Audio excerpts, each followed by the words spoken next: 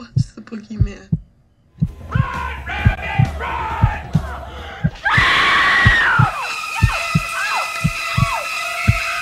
Welcome to the Inferno. I'm Papa John, and I'm here to guide you through all the hellish sides of horror. And today I'm continuing my Conjuring Universe review series with Annabelle. I know it's a little late. I like to do these on Saturdays, but oh well.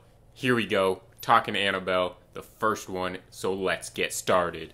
Annabelle's not necessarily the most beloved movie in the Conjuring Universe, but I will say it kicks off really, really well.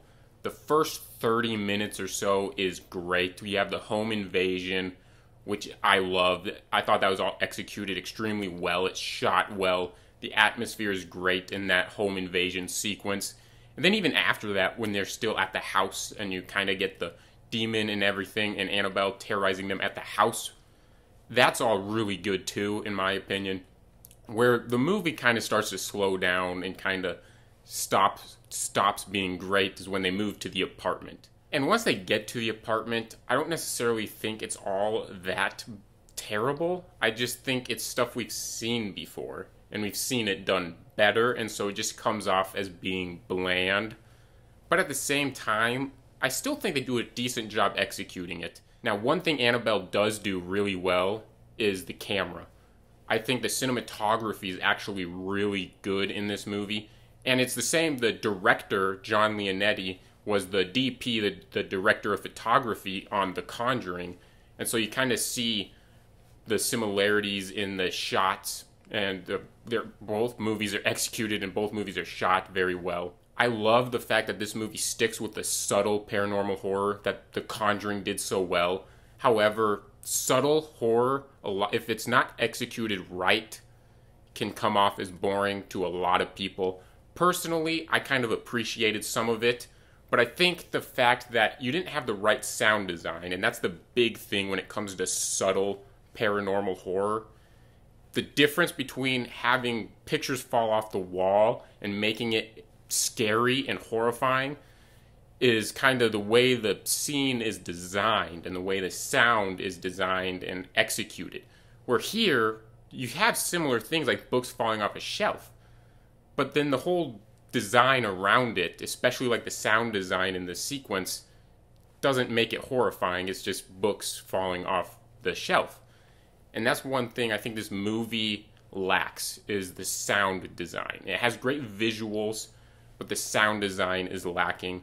Another thing in Annabelle is that a lot of the story beats and just sequences feel like they're taken from other movies. Even though I was praising the home invasion sequence, the end of it, it feels very, very much like the opening scene to Child's Play. You know, you have a doll there and like a dead murderer holding it or whatever. And so they like possess the doll. It's very, very similar, very reminiscent of Child's Play. You have some Rosemary's Baby stuff thrown in there.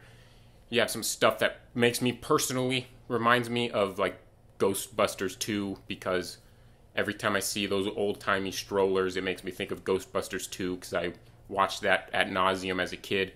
And then the other thing that really holds this movie back is the chemistry with the cast. I don't think anyone in the cast particularly gives a bad performance. The problem is none of them, not a single character, not a single actor, has chemistry with any other actor in the movie.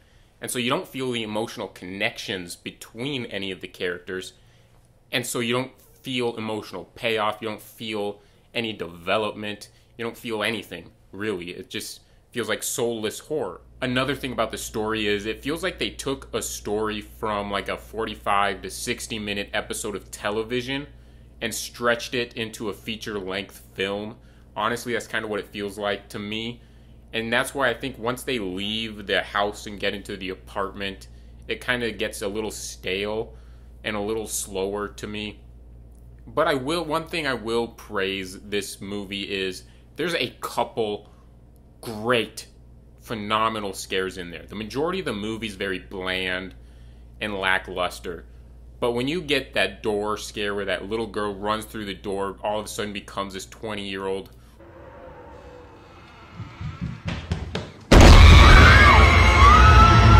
one of the greatest scares I've ever seen, honestly. I love that scene and that sequence. And there's a couple other good ones in there, but for the most part, they're just recycled scares from other movies. But I still have to praise that one.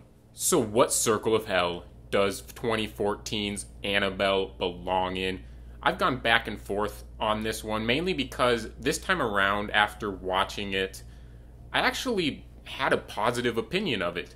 But at the same time, it's not necessarily that great. There's a lot of recycled stuff in it. It's kind of bland, but it's still one that you can throw on in the background.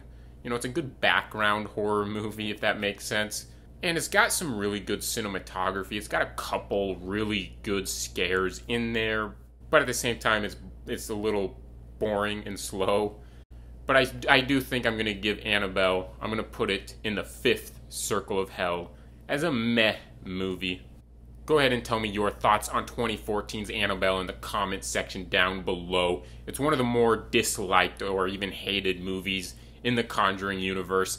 But if you are a huge fan of it, if you think it's the best, go ahead and share your thoughts in the comments down below. And if you enjoyed this review, go ahead and smash that thumbs up icon, smash that subscribe button, and hit that notification bell as well to stay up to date on this Conjuring Universe review series. And as always, have one hell of a good time.